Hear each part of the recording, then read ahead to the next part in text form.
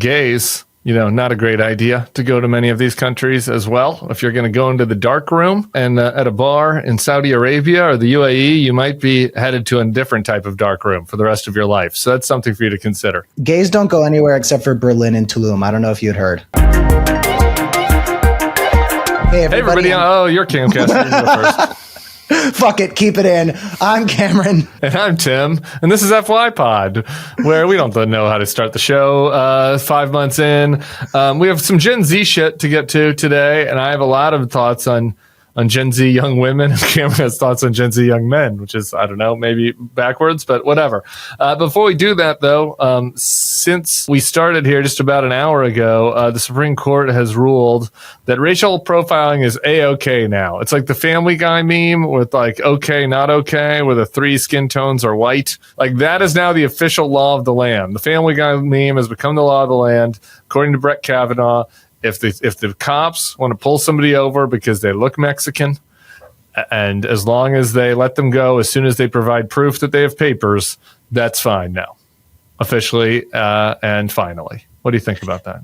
This feels like it's from the same genre as Laura Loomer tweeting out the number of people they were going to throw in Alligator Alcatraz. And it wasn't the number of illegals in the country. It was the number of Latino people in the country. This is all the same brand of ethnic cleansing. And I think it's important to notice that these are all telling the same story. Something like the Supreme Court. I mean, I don't really understand what validity the Supreme Court has anymore. And maybe you can help me understand that at this point. Like, I don't know what that institution even means anymore, but it's all the same narrative. This is an effort to do as close to a full ethnic cleansing of Latino people as the Trump administration can get away with. And unfortunately, a lot of people are letting them get away with it. On the Supreme Court thing briefly, it's such an interesting situation that they're in, and they're stuck in the situation of their own making. But like, they've actually ruled against Trump more times than any Supreme Court has ruled against any president since FDR. And so, okay, like, it's not like they've given him everything, but across these key inflection points, a lot of times they keep giving him stuff. And it feels to me as a cynical person, like John Roberts is like trying to navigate, like, instead of caring about the law, it's like, which bones can we throw him, in order to not create a showdown with Trump. And unfortunately for us and for them, like the showdown with Trump is inevitable because they for some reason decided to grant him immunity powers a couple of years ago, and now here we are. And so I think that I've done many rants about how I'm not surprised that somebody of your generation would have zero faith in the Supreme Court because they've earned zero faith given the various things that have happened basically from Bush versus Gore all the way through now. So I don't know, but it doesn't. But that's kind of a bigger topic for me. Like the more narrow point that you were making about what this administration is doing to target Latino people it's extremely scary and alarming. And the amount of officers that they're about to scale up to, like, imagine as bad as it is now. Imagine how it's going to be next year after they do a year of recruiting the most fucking psychotic people in the country who self volunteer to join ICE. ICE has a bigger budget now than the Marines and the Israeli military. I didn't know that was possible. I didn't know you could have a bigger budget than they do. I thought that their budget was just a check mark with an infinity sign on it. I think when we were talking about ICE as Trump's private police force, we were forgetting the fact that it could also very well be his private military. Yeah. And with what we're talking about in Chicago right now, it's very clear Trump wants the Trump military. He wants a military that can be his to deploy as he sees fit. And if the red state governors want to send their own National Guard guys, all the better. But he wants to centralize his power as aggressively as possible.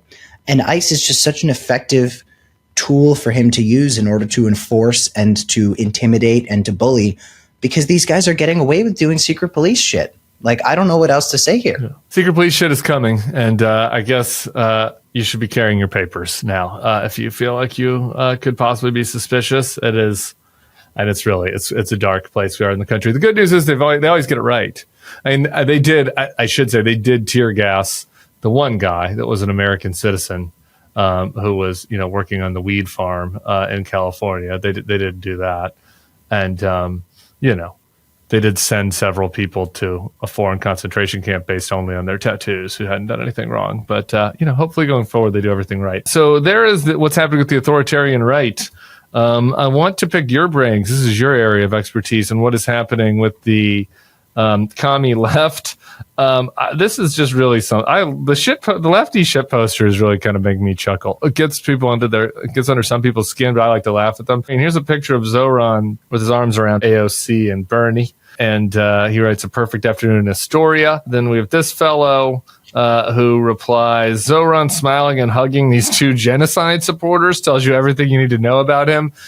The left just cannot be happy. It's important to remember this. And you might not like this advice, but if you are in the center left, or you're a normie liberal, and you're a liberal who wants a strong social safety net, and you have a leftist insane person attacking you online because you didn't do enough, it's best just to ignore them, because there's no way to make these people happy. These people want to be mad. Zoran, a 33-year-old DSA member, is about to be the mayor of New York, and they're still mad. Well, there's also no better way to make the moderate center-left people mad than for someone like Zoran to win, and for them to be like, "Oh, I'm a Democrat, but I'm not the Democrat kind of Democrat. I'm the whatever I want to see from the Democrats kind of Democrats." But no, this tweet that you sent me, I'm really glad I got to see it, because I always say there's nothing more evil to a leftist than another leftist who only agrees with them on 99.8% of things. Yes, that the is narcissism of small differences, what they call that in psychology. Worst thing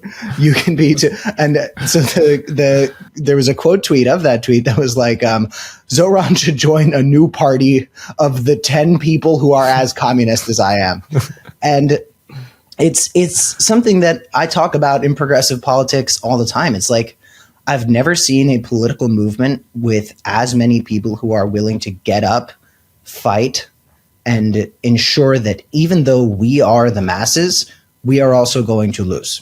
That's what needs to happen. All the working people in this country need to band together and show the oligarchs that it's the working people who are the masses, but it's also the working people who are going to lose because this other working person is slightly different from me on this thing. And it's very important that we mention the fact that Bernie and AOC were called genocide supporters here, because Bernie and AOC are two of the only Democrats in the United States right now who have proven that they are not doing whatever, I think it's called AIPAC. I pronounced it incorrectly on our last episode. AIPAC, I believe it's called. There are two of the only Democrats in office right now showing that they are not beholden to AIPAC, and yet they're genocide supporters. Now, I think that it's because Bernie said something Zionisty a couple years ago or something like that. He said something about Israel's right to defend itself or whatever, and AOC voted in favor of giving money to the Iron Dome, and that's what makes them genocide supporters. And Zoran, I guess, is just supposed to say that Bernie and AOC are too genocide for him, and therefore he's going to take these people who have helped him win and say, no, guys. Sorry, I draw the line where you're at. It's so fucking embarrassing, and I personally think that every faction of every party has stuff like this, and I don't think it is completely a left-wing thing. But of course, there's nothing leftists hate more than watching other leftists win, and it's cringe. And then listen. It's the worst among the far left. And they have this in every single group, I think. But the far left does seem to be the worst about it. And they never want to say anything nice about Democrats. I mean, even like the far right lunatics that like get mad at the rhino squishes, like occasionally they want to cheer the Republicans just to make the liberals mad. It's just you don't know how to accept an ally if that ally is different from you on anything. Yeah. And there just comes a point where you need to understand that you are not going to see eye to eye with everybody you're working with. And that's not the point. And that's why you see people like far right Republicans and far left Democrats coming together to do good things like promote a congressional stock ban. Right. People in Congress should not be trading stocks, but it takes the far left and fucking like Marjorie Taylor Greene to come together and say this needs to happen. Because the further and further you get from the establishment, the more willing you are to challenge it. And there's nothing more establishment that I could possibly think of than congressional stock trading. And the members of Congress in the Democratic Party and the Republican Party who we saw directly profiting off of the COVID lockdowns, which is utterly reprehensible. But this makes me think of something. I'm going to workshop something new live right now with you, Cam. I was trying to identify, because sometimes people get mad a little bit, like, well, as a leftist, the neoliberal corporate wing of the party has done bad things, and I think that your accusations of genocide start to ring a little hollow when like you're throwing that around at AOC, but like other people are complicit in genocide. So what am I supposed to do besides not criticize that? People are allowed to criticize everything. I am certainly not advocating here for like blue and on. You should just say everything the Democrats are doing is great. But I think that we're going to work on this as part of Tim's law. Is like you can learn a lot about the person based on who they are the nastiest about when they post. Like for me, the person I'm the nastiest about when I post is JD Vance. Right? I think that's a very good person to be the nastiest about because he's extremely deserving of condemnation and anger.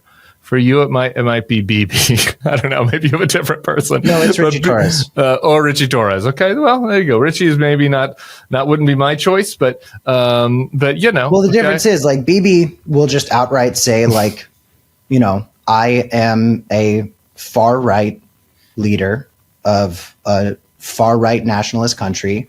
BB tweets about the deep state and how when a strong right-wing leader gets elected, it's the deep state that always tries to kneecap him. Richie Torres pretends to be progressive. And like, that is so much more offensive to me. He's had a couple progressive things he's been progressive on. Okay, well, we'll just take it there. I'm not going to go on a side rant about Richie Torres. That's your choice.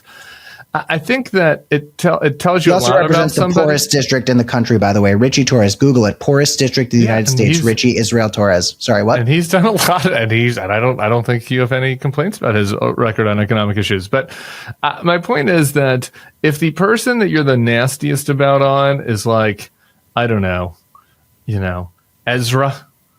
Like the person that like makes you the most upset is like Kamala, like an inoffensive Democrat. Like I think it is reflecting of the fact that you are not actually trying to advance progressive goals, and what you're really trying to do is just be a nasty little bitch. I like this law. I agree. I think that say what you want about Ezra. Sure, or Kamala. Everybody deserves a little criticism. But it's like, who's getting it the most from you? Right? Who's getting it the most from you? And I think that that's great. One other thing on this subject that I really want to touch on, by the way, is this touches something important to me. And this is across the spectrum to the Zoran AOC Bernie thing with Zionism. I don't talk about Zionism. I talk about Israel. I talk about the state of Israel, and I talk about Palestine. I don't talk about Zionism because I am convinced, as someone who knows a lot of Zionists and a lot of anti-Zionists, that almost every Zionist and anti-Zionist doesn't actually know what Zionism is. If you ask 5 Jews what Zionism means, you will probably get at least 3 different answers. There's spiritual Zionism. There's political Zionism. This is a message to everybody. If you can't tell me who Theodore Herzl is, and if you can't tell me what the Uganda scheme is, I don't care what you think about Zionism. If you hate Zionism, if you love Zionism, if you cannot tell me about the plan or the proposed plan in the early 1900s to move the Jewish people to British occupied Africa, then I don't care what you think about Zionism because you don't know what it means. People will say like, Zionist people, pro-Israel Zionist people will say, when these people are saying that Zionists are bad, what they really mean is Jews. But then anti-Zionist people will simultaneously say, no, Zionism and Judaism, those are 2 completely different things. And then other anti-Zionist people will say, no, it's the Jews. And it's become this really fucking confusing thing. And I'm just like, you know what? If you don't know the politics of it, if you don't know what Zionism is as a right-wing movement, just shut the fuck up about it. Say, I think Israel should be able to have the weapons, or I don't. That's so much clearer. So if you're calling fucking Zoran and AOC and Bernie, like Zion. Tell me your definition of the word before I am going to judge you on anything, because it sounds like it's going to be pretty fucking stupid, and that is my truth. I love that rule because I didn't know about a couple of the things that you just talked about. And so that absolves me from having to have an opinion on Zionism, which I really appreciate. Okay, I want to move on to a different topic here in the Gen Z space. We kind of just sort of launder Zoran in to, like, Zoran counts as a Gen Z topic now, just so folks know when you're trying to decide what makes the FY pod rundown. Anything Zoran. Well, I said this on MSNBC recently. It's like, yeah, we talk about it a lot, but like, find me a better example of someone who is able to actually get Gen Z to vote for Democrats right now. Exactly. So it's a merited topic for the Gen Z pod. Here is one that's more on the nose, though. NBC News Decision Desk has a poll out of Gen Z adults age 18 to 29. They asked, what do you consider important to a successful life? And it's an interesting question with some answers. I want to put up on screen here two groups in particular. Men who voted for Trump, what's important to a definition of success for them in Gen Z, and women who voted for Harris. At the top of men who voted for Trump, most important thing was having children. Second most was financial independence. Least most important, having emotional stability, which I get a kick out of. Okay, on the women's side of the ledger, fulfilling job, career, most important. Having money to do things you want, second most important. Least important, being married, having children. Okay, I'm concerned about the youth, but you are a youth, and so I'd like your reactions first. Young men, I want to have children and be married.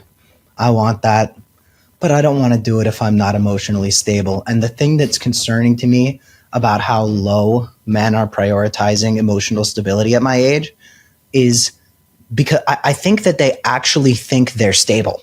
I think that's why the priority is so low. I don't think they're thinking like, oh, getting emotionally stable is not at the top of my priorities. I think that they think they already are. And that is what's terrifying to me, because I assure you, it doesn't take an expert on any matters to tell you that Gen Z men are anything but emotionally stable right now. But they're going on TikTok and they're hearing that, you know, if you're angry right now, you're probably doing fine. And that's very concerning. But, you know, with young women, I think their priorities are right on the money, or young women who voted for Harris, priorities right on the money. Get emotionally stable so your kids don't have to pay the price. Am I wrong? You are, I think you're wrong. I'm pretty alarmed, but I just want to say before I get into the women, because most of the listeners are going to agree with you, so that's fine. You can have that. I know you like it when the commenters agree with you. Commenters tell me how right Cam is and how wrong I'm about to be. I'm fine. I can take it. I'm a big boy. But I do just want to caveat. I concur with you that there's something deeply broken about the men who voted for Trump, that the least important thing to having just being successful is having emotional stability. And I think that tells you a lot about these men. And I think many of them will probably be divorced because of their lack of emotional stability. On the women's side, though, man, I think this is pretty dark about our culture, actually. I think that we're in a bad place if you define personal success as fulfilling job, career, having the money to do the things you want, financial independence, having no debt, owning a home, all of that is more important to you for success than being married and having kids. I mean, being married and having kids isn't for everybody. I get that. And I wouldn't push people into it that shouldn't be into it. But I feel like our society is sending bad messages to young women about some of this stuff. If this is where they're landing about it, like, being married and having kids is extremely fulfilling and valuable. We're social creatures. Some people live a fulfilling single life. I get that. But like humans generally, there's something especially fulfilling about procreating, about having kids, about being responsible for something else. The idea that you have to wait to have a fulfilling job and career, this is like a very new modern thing. I mean, pretty much, I would say probably 99.9% of humans that have ever been born in the history of the world were born to people who were not financially stable at the time they were born. But the idea that you should wait for financial stability to have kids, I understand that makes it easier to have kids, and it's nice to have easy things, but it's also nice to grow together and have challenges and overcome them. And Listen, man. I don't know. So I think this feels I feel like some of the priorities are misaligned. That's what I'm saying. Okay, well, I'm going to remove myself from this equation because I am the fucking best. But just besides me, if I was Gen Z women seeing the way dudes were acting right now, I would 1,000,000% be focused on being independent, because the men that Gen Z women are stuck with are fucking maniacs. And we can't read. We don't have jobs. Are you seeing the college graduation rates between men and women right now? The literacy rates between men and women right now? Women are successful. Women are doing great things in school, and they are charting their own path forward. They don't fucking need us anymore. Like, that's social progression. That's what happens. They've figured out how to live their own fucking lives without needing some dick like me to tell them what to do. And I think that's great. I mean, I think that they should still want to be with me, Cameron Kasky specifically, and get married soon. Sure. But there's only one me.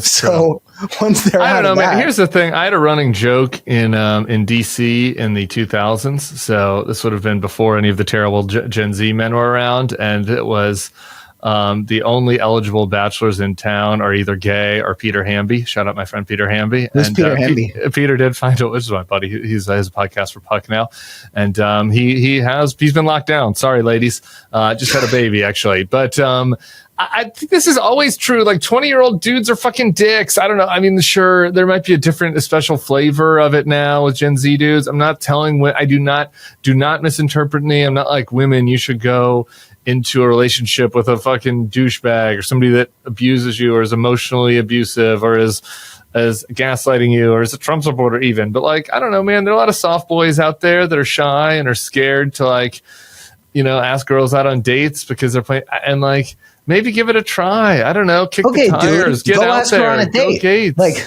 just because we're too fucking pussy to go up and talk to somebody doesn't mean it's their job to come up and talk to us. You know what I'm saying? Yeah, like, I guess. I'm just saying, like, the idea that owning a home is more of something that would be a marker of success for you than like having a family. I just feel. Well, where are you going to put the family? You can rent. There's half the country rents. Over half the country rents. I rented until I was in my 30s. My parents fucking rented when they had me. Like, this is like this idea that you have to be able to buy a house. It's so capitalist. It's so funny. It's like the libs now have gone full capitalist. It's like you got to be able to buy a house. Like, you sound like a 1980s Republican. You got to be able to fucking buy a house and put money into your 401k and be able to buy some things for yourself before you have a child. I want the other women at church to respect me. And if you have a problem with that, you can go confess. I'm concerned. That's all. Young ladies, I'm concerned. We're two guys mansplaining about it. I'm having a girl on the Daily Pod this week to tell me why I'm an asshole. So I'm going to do that. That's coming later in the week. Former FY podcast who I DM all the time, Tara Hoops. Congratulations again on your wedding. We're happy for you. Shout out Tara Hoops. Okay, we have a couple other topics. Should we do Dubai, or do we want to wait? Or do we want to wait till save that one? Do you want to save Dubai? We'll do it real quick. Okay. A law student got arrested for drugs on vacation in Dubai. And I told Tim I wanted to talk about this just because I wanted to issue a travel warning to anybody who sees videos on TikTok of Dubai, that if you're going to go to a country, look up the country first. Yeah. Because if you think you can do coke in the UAE, you're going to go to prison for 25 years, and those are not prison. Nobody wants to be in any prison. You don't want to be in those prisons. And countries like UAE are promoting themselves on TikTok aggressively. Like, if you only knew about Dubai from the videos that the TikTok algorithm puts out, like, you'd think it was heaven. You'd think it was the coolest thing in the entire world. Go to Mall of America if you want a big mall. And if you want a nicer mall, go to fucking Boca Raton, Florida. But, like, I feel terrible for this woman. Nobody deserves to see what hells she's going to find in the inside of a UAE prison for 25 years. But don't just go places with drugs and assume that that's going to go well for you, especially places with those types of human rights records. Tim? Yes. I couldn't agree more. Also, by the way, gays, not a great idea to go to many of these countries as well. If you're going to go into the dark room, and at a bar in Saudi Arabia or the UAE, you might be headed to a different type of dark room for the rest of your life. So that's something for you to consider. Gays don't go anywhere except for Berlin and Tulum. I don't know if you'd heard. I'll say this, man. This ties to another worrying thing I see on TikTok. Like, there's a popular trend that is driven by, there's a lot of young people who out there who are very upset at the government of Israel, as we've discussed, and our government. For good reason. A lot of things to complain about both those countries. But the concerning thing that I've seen on the content space is that it has yielded this like kind of reverse thing where influencers are like, here I am in Kabul. And boy, they're like, things aren't that. Everyone's so nice to me here, actually, in Kabul. And you're seeing this in China, TikTok as well, for obvious reasons. You've seen this a little bit with Moscow, people going to Moscow to do the stuff. Tucker Carlson going to Moscow. Yeah, you see this. Like, Tucker's not Gen Z. You see that with Tucker, but you see the Gen Z version of this. You see this a lot now, and as you're mentioning, in the Middle Eastern countries. And I'm just telling you, there are a lot of bad countries out there. You might have fair complaints with Bibi and Donald Trump. I will share most of them, but that does not mean that you should be glorifying what the regimes of the kind of Sharia law oil dictators or the fucking other fascists throughout the world. Just be smart. Just do a little research. You take a look at what's going on in Burkina Faso. I saw lefty people, and when I say lefty, I mean like lefty, like not even real politics lefty. Way left. Like Zoran is too much of a squish for me. Like Zoran is a Zionist genocide supporter lefty. Right, people on Twitter, but a number of them tweeting about how Burkina Faso, yes, they made it so you can get thrown in prison for being gay, but this is a good thing because they are being anti-colonial right now. There's a lot of countries in Africa that kicked out the French, and what the French have done in Africa and what the French have done to Haiti. If you want to fucking hate France, look up Haiti and the CFA franc, the financial system that they... A lot of countries have rejected Western colonialism and have kicked these people out. And that has made a lot of very far left people real friendly to shit like the Belt and Road Initiative that China does. And it's made them say, oh, when Russia comes in and sends fucking Wagner troops here to fight with France, that means Russia's good because they're fighting the bad. It's the same thing Tim was just saying. Two things can be true. Like, just because these colonial powers are bad doesn't mean these other colonial powers aren't bad. Like, why is shit only imperialism when you say it's imperialism, but then the other imperialism is fine because I like that they are in line with a certain zine that I read that was handed to me while I was in college. Anyway, before we go, we're running out of time. Final topic, though. I want to set it up. You're in a suit right now. I assume that's because you're kind of forming an exploratory committee. You're looking at things. People are talking about you possibly as a potential candidate for public office. Tell us more about that. A lot of people are having a lot of very interesting conversations about some very exciting things, and there's nothing that I could do about that. It's out of my control. I don't know if people saw Harry Sisson tweeted out, "Run, Cam, run." And I'm literate. I can read, and I know the credibility that is attached to the Sissonian name. I'm not going to not think about these things, but I want to talk about a tweet that I saw that said, who y'all got in NY12? Jerry Nadler is pulling a reverse Joe Biden and stepping down before he turns 1,000 years old. And New York City is very grateful to be represented with by somebody with that integrity. And some people have thrown their names in. In the hashtag NY12 poll that I'm looking at right now, we've got Jack Schlossberg when he had hair, Chelsea Clinton. Do you know Chelsea, the one who had Ghislaine Maxwell at her wedding? Yeah. She was the child of Hillary Clinton. Lena Khan. I should mention I had Lena Khan on the pod last week. Great conversation.